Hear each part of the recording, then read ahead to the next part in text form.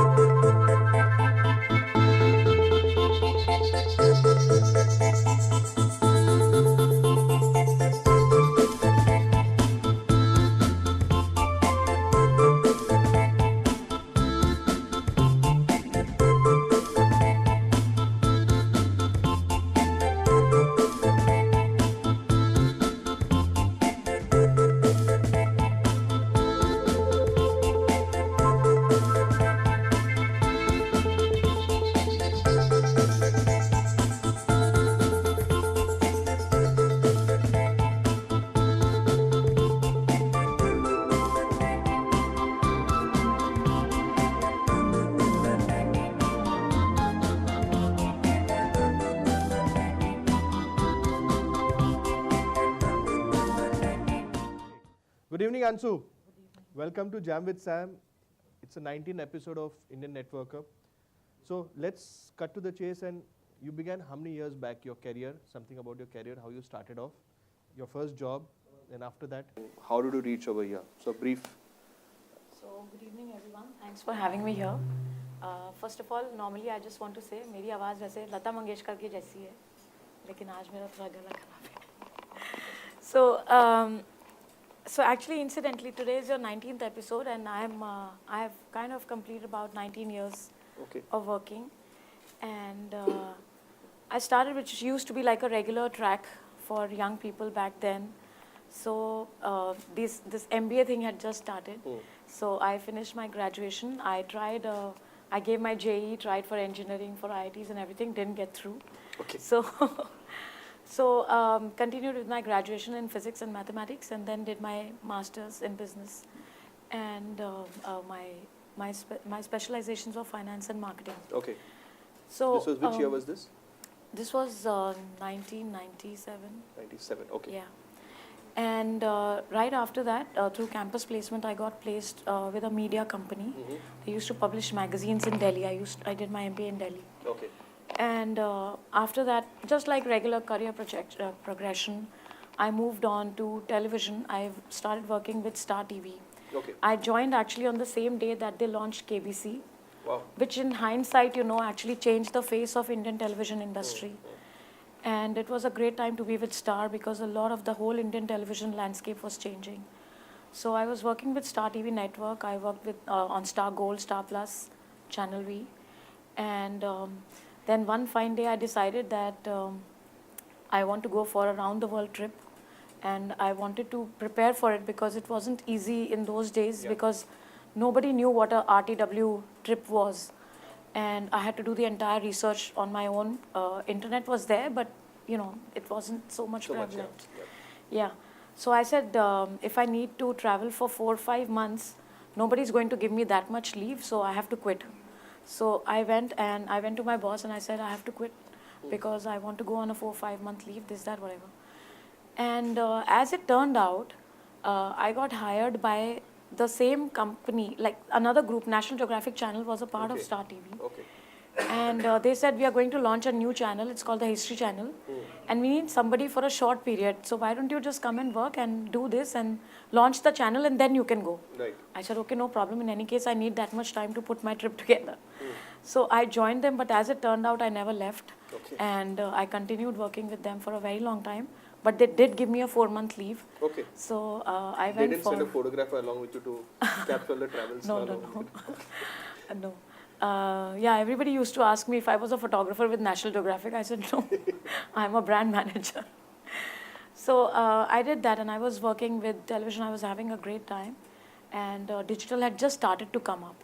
But what I realized was that to promote my own channel, which was the History Channel, and the kind of people that I needed to, I was turning a lot more towards internet to try and reach the people who would watch my channel. Exactly. So somewhere I realized that probably this is what the medium is. I mean, if a television channel has to resort to this medium to reach out to its people. So maybe there's something there. And Pinstorm had just started at that point of time. Which year was that? So I'm talking about 2006. Pinstorm started in 2004. Okay. And so I joined them in 2006. So I made a move from television to digital about 10 years back. Oh. In fact, today I just completed 9 years of working in Pinstorm. Wow, fantastic. So, and at that point of time, I think it was a very risky decision to move from television to digital, which, nobody knew, and people didn't know what Google was. But as you all know, in last 10 years, the whole landscape of digital has changed. And I remember going to advertisers 9 years back and actually telling them how people search, and this is how the search ads work, to today. And the scenario is totally different. So I'm actually very excited with the fact that I have been lucky enough to be part of two very rapidly changing scenarios in Indian media. So that has been my professional journey. I think very, very fulfilling, because it was full of challenges, full of, I can't say up and down, because there was only up and up. But it started at such a low thing that, nobody was sure where this would go. But as we all know now, I don't have to kind of tell what digital is doing and is capable of doing. So I've been very lucky to be at the helm of those kind of things. I did not give up my traveling, and I continued to travel with all the job and my family, which expanded. I have 2 young kids now. That's on the way over there. No, yeah, but I just wanted to say that in last 3 years, I also started doing these travel workshops, which is not my job, it is not my profession, I just do it on the side. We'll come to that later. Yeah. So tell us something about Pinstorm and what exactly do you do there? Well, when I started working 9 years back, I was given the charge of developing the India market. So I was the business development head for India. And then because digital was exploding, so Pinstorm also kind of, was at the verge of very exponential growth, and we had offices all over the world. So in 3 years' time, I was given the charge for looking after all our offices. Okay. And at one point of time, we had offices in 6 countries. And I was taking care of business across all these 6 countries. Later on, as we realized that we actually don't need to have physical offices in every country, as the bandwidth became better, and it was possible to work with clients. Like your client would be somewhere else, and you would be sitting over here, and the client's client would be somewhere else. It was all happening electronically. So we kind of scaled back from having physical offices everywhere. But even now, we have clients all over the world. And I am now the CEO of Pinstorm. Okay. So I don't have to do everything on my own. There's a big team that takes care of everything, and I pretty much just make sure that that our work is still cutting edge, that we are not kind of falling back to the complacency that can happen in a 10-year-old company, and that we are always introducing new things, and that we still behave like startups with the same fire and same hunger in our belly that was there 10 years back. So a lot of companies, digital media companies, are being acquired. Yeah. What Consult got acquired, then your social wavelength got acquired. So are there any rumors around ki, Well, every single company has tried to acquire us. Okay. WPP has tried to acquire us 3 times through various offices. But I think the founding team truly believes that we don't need to go that path actually. And I think when Mahesh started Pinstorm, there was Pinstorm and there was another company called, I think it was called Ignite at that point of time, or something. And we are probably the only large independent company left out there. But we really don't think that we need to get on, amalgamate ourselves with any other network, because thankfully we've been getting good clients, and whatever we've been earning, we've been plowing back into our business. So we might acquire a few companies ourselves. Okay. So that's the plan. Knowing Mahesh, that's possible over That's the plan. Okay. So, for example, let's hear about your travel bug now, and the travel talks. How did it start, and what is it all about over there? Yeah. So what happened was that, so I'll tell you about this travel bug. When I did that 4-month backpacking trip, it changed my life. I came back a totally different person, because first of all, just the just the feeling of having accomplished a 4-month backpacking trip to be out on the roads. This was 10 years back, and it was not such a prevalent thing, especially for a young girl from India to do this, to do something like this. Just to come back after having done something like that, gave me immense amount of confidence. And to see how various people live, and to meet so many other travelers who've been traveling for one year, 2 years, kind of really expanded my mind that, just to be in the corporate rat race cannot be the only thing. So I have never been the same person after that, and I continue traveling, and I travel with family, I travel with friends, I travel alone, I travel with strangers, and I travel I travel like absolute budget, and I travel luxury. I've done like all kinds of traveling. And I realized this actually is the best form of education in every single way. It teaches you to be self-dependent, it gives you confidence in yourself. You actually see history, geography, civics, you see everything that, that is taught in classrooms. You see the face of the earth changing, you get more sensitized to environment, you become more tolerant towards other people, you become more compassionate, you get patience, everything. So I said, if there is a way in which I can inspire young children, college-going children of India, to forget everything else and to travel. And I think Roshan would probably understand that, if there was one other bug that the young people had to channelize their energy, that opened their minds in a different way, I thought I was giving back to God in some way, because I've been lucky enough to have traveled to around 50 countries, and I just wanted to give back in some way. And I started kind of doing these talks to inspire and inform people to let go of every single mental block that they have. They don't have time, they don't have money, they don't have company, somebody doesn't allow them, my boss doesn't allow, my wife doesn't allow, my mother doesn't allow, my husband doesn't allow, my kids don't allow, so on and so forth. So many things. And I think, what I managed to do in these workshops, just to kind of give a little spark to people that it's possible to overcome every single thing if you really want to do it.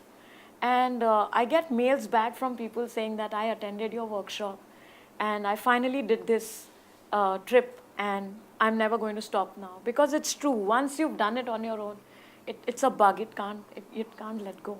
So that's what I started doing. It's been 2.5 years. It just started. I didn't even think anybody would come to these workshops. But now people actually call me. They conduct the workshops and they call me to speak at these various forums. So it's been very, very fulfilling for me. I've met some really, really special people, people who've traveled even more than I have.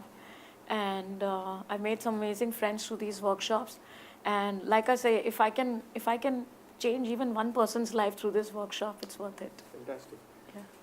How is it being an entrepreneur? Here you're an entrepreneur doing something, and there you're an employee at the same time. What is it feeling? Frankly, most of us don't have that, like either we are employee somewhere or we are an entrepreneur. Yeah. How does it feel?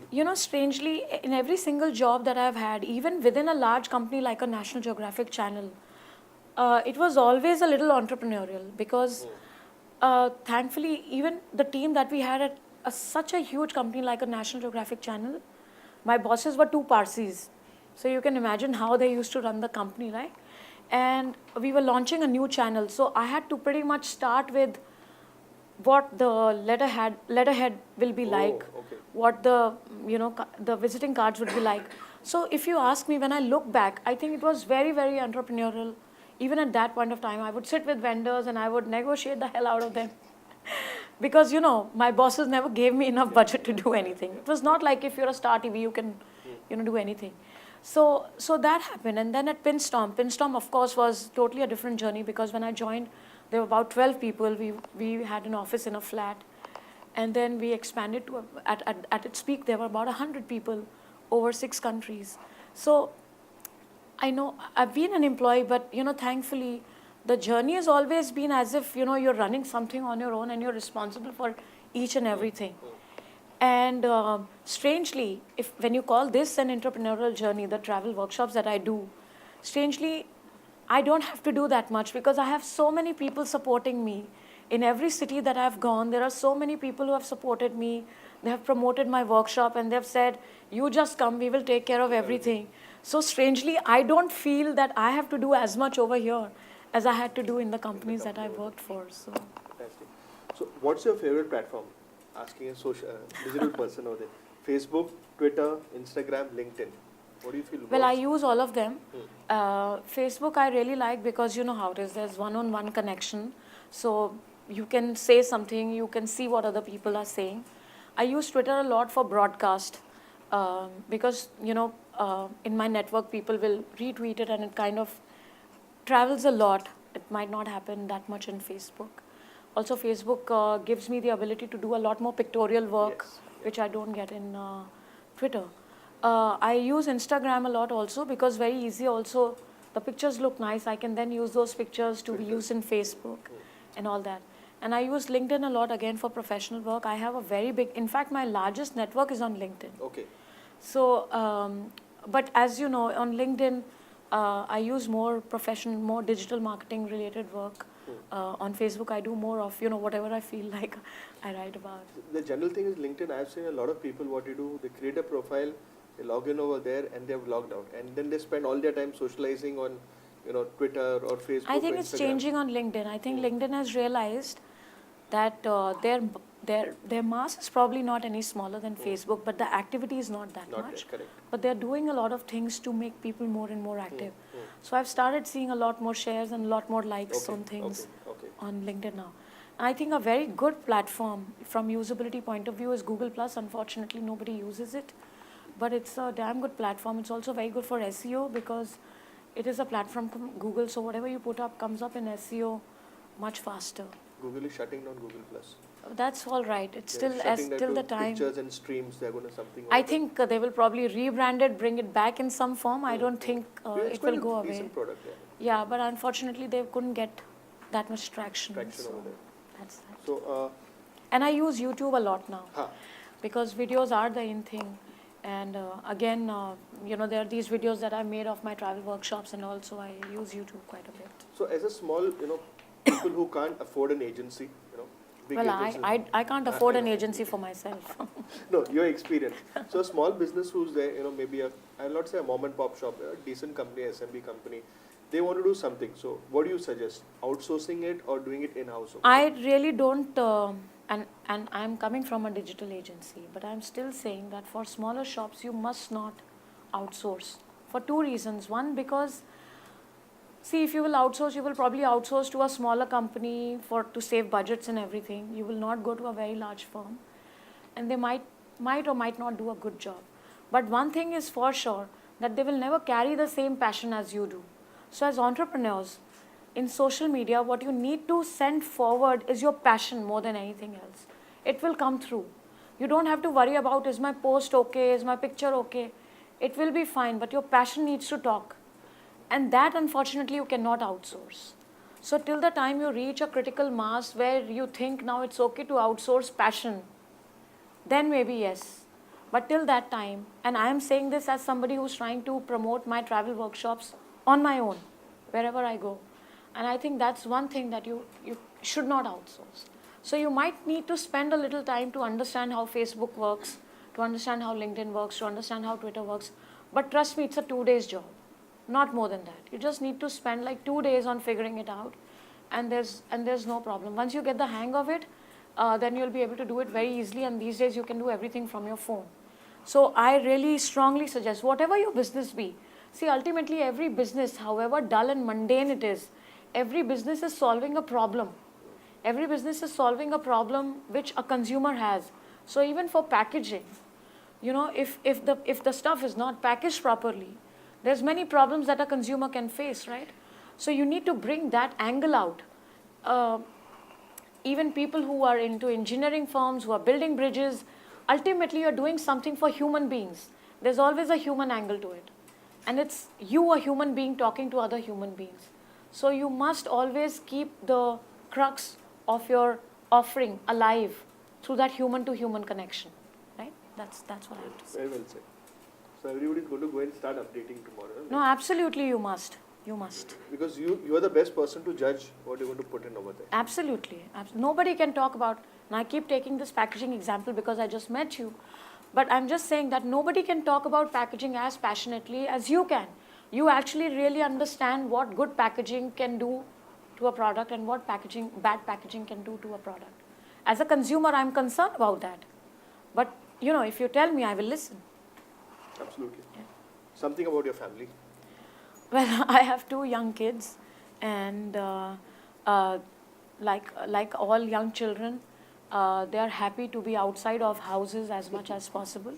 And this is something I say in my workshop also when people talk about traveling with kids. I always say human beings are curious animals. And I've seen this in my kids. All kids are very, very curious. Human body, human beings were made to explore. And if you see a child growing, you will see how they explore. My younger one is 2 years old. He's climbing on every single thing, like this high, this high, this high. He wants to see everything. He wants to I don't know what drives him. I don't know what goes on in his mind. But this much I know, that this wiring that we have inside us, this DNA that we have inside us, is to explore. And we should not let that die. Even if you think you are now 40-year-old and you've seen everything, there's still something out there to explore. So I'm really enjoying seeing my kids grow, and it's good fun. And I try not to be a very strict mom or anything. I learn a lot from them, and it's good fun. Is being a working mom a tough job? It is in a way. I think, and this is something that I talk at various women platforms, and I think today women have bitten off more than they can chew. They have to take care of themselves as an individual. They have to take care of their family. They have to take care of their jobs, and ultimately everybody should also give back to society in some way. So they also have to take care of that. And I think this whole thing that we keep talking about, that women are better multitaskers, this and that, all this is crap. Because anybody can be a good multitasker. It's not about being man or woman. I mean, some of the most successful business people or some of the most successful men also multitask, right? They also run many, many functions and things like that. So I think the better we let go of this whole thing of women are better multitaskers, the better it is. Anybody can be a better multitasker. Anybody can be a bad multitasker, but everybody must realize their own boundaries. So if you can do it, it's fine. And if you have enough support, and if you have a flexi office, and if all these pieces fall into place, yes. But if not, it can be really, really tough. So I feel really bad for mothers who have to work because they don't have a choice. And for us to sit over here and to discuss about mothers doing things is very different versus a mother who has to work because she has to earn and all that. And it's really tough, but they do it, and anybody can do it. But let's not just make a fad out of that, So that's all I would say. It's changing also. It's changing. I would say if you think that a job is what you're good at, and parenting is not something very good at, take a decision, outsource that. And if you think that, no, seriously, when I travel or when I go for business meetings, I have to totally rely on all the help that I have. And I can't say that they take care of my kids any lesser than I do. I can't say just because I'm a mother, this whole thing of only mother knows best and this and that, I don't believe in all that. In a lot of cases, I have had help from my friends. I've had help from my family. I've had help from my neighbors, from strangers in helping with my kids. So I don't want to sit here and say that only mothers know best and everything. There is something that I can do well at my job, and I would like to do that. There is something well that I do as a mother, I would like to do that. There is something well that I do as a person of the society, I would like to do that. I don't want to say that I can do anything and everything. And I think that's very important. Okay, so we come to now quick gun Sam, one witty answer. All right, okay. Arvind Kejriwal. Tough job. Travel. Everybody should do it. Money. Not that important as you think. No, travel you need money. No? Not that much as you think. You should come to my workshop. Okay, I'll do that. Mumbai. Tough job. Okay. So I just want to expand on that a little bit. I think Mumbai's got a great spirit, but I think Mumbai people need to do a lot to make this city live as much as they are living in it. I think we have a great, great, great job ahead. I was a part of this whole Pali Hill Bachao thing because of this Mumbai development plan that just happened. And I'm not saying this because of Pali Hill or whatever, but I think everybody needs to wake up to what's really happening to the city, because otherwise things will happen and we can all just crib and complain, that's all. Okay. Shopping? Not that important. Not that important. Okay. What are you looking forward to next? In my life, I think what I would really like is to have Indians not follow the path of development that some of the developed nations have. I think the developing countries like India, China, Brazil, we have a responsibility of not making the same mistakes that the United States and UK and Australia did. We should learn from the best practices they have. Definitely we need prosperity, definitely we need a growth rate, and all that is fine. But I'm sure now the responsibility of having learned from all the mistakes that they made is on us. And I would like every single Indian and every single young Indian to grow in a manner that they can keep the environmental concerns, societal concerns, and their own personal growth concerns all in tandem, and make sure that we make this world a better place than what we have got. Fantastic. Advice to the audience out here. I've already given every advice that I could. Some more advice. No Yeah, more. okay. Come to my travel workshops. That's a plug. That's not advice. Fantastic. Ansoo, it was beautiful having you on the show. Thank you so much for having me here. I'm sorry again for my raspy voice. Even though your voice is almost gone, but good. We like to. Thanks so much. That's for you. Thank you. Thanks, Darren. There'll be one guy over there and then one guy. Yeah? Both the angles over there. Okay. Thank you so much. Thank you.